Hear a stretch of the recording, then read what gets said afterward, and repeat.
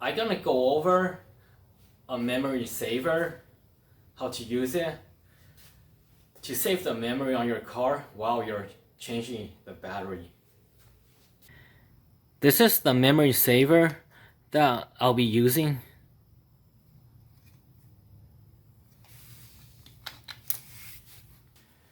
Before using the memory saver, I gotta make sure everything on the car is turned off.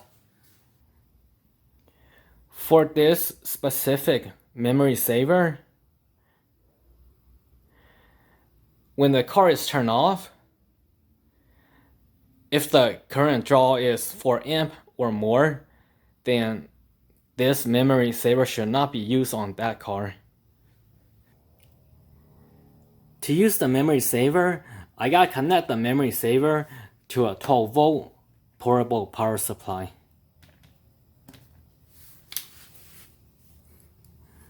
When I put the memory saver into here, this light should come on right there.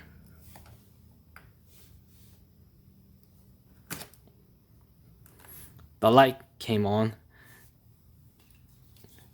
It's verifying that I'm getting power to the memory saver. The next thing I need to do is plug the memory saver into the car's OBDII port, and it's right here. This is the port for the OBDII for this car.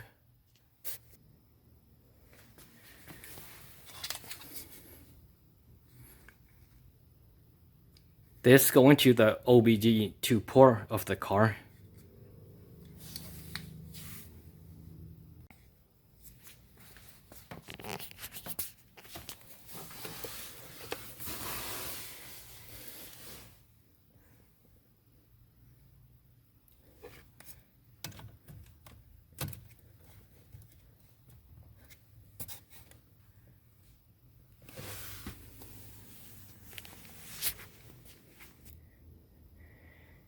When you got the memory saver connected to the car,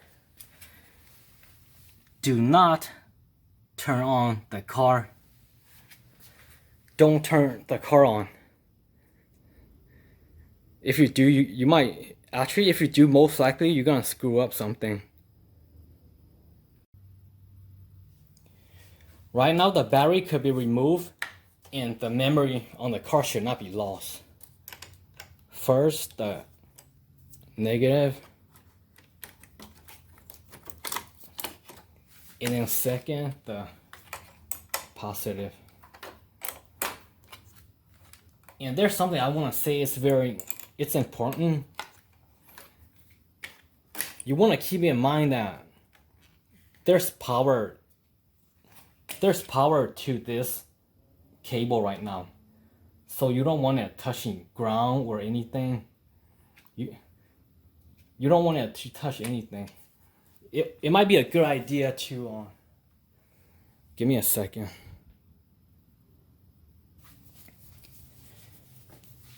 It's a good idea to cover it up so it doesn't touch anything. And then the battery could be, I'm not gonna move the battery, but the battery could be removed now. And if I needed to, I could put in a new battery.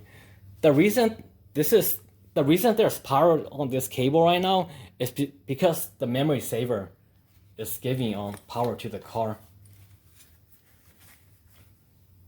So remember, this is a live wire or a live cable.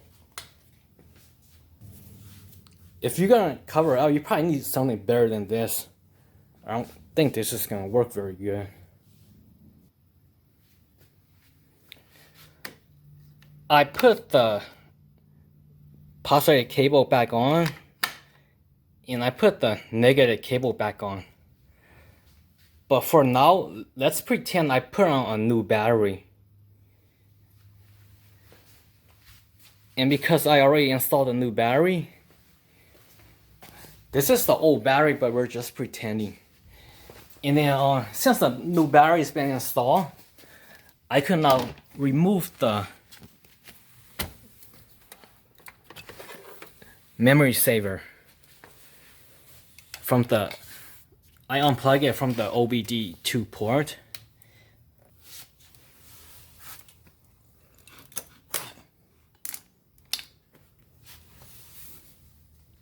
If you got a memory saver or you're thinking about getting one and you want to use it, I will assume it should come with a user's manual. And the best way to know your memory saver would be to read the user's manual.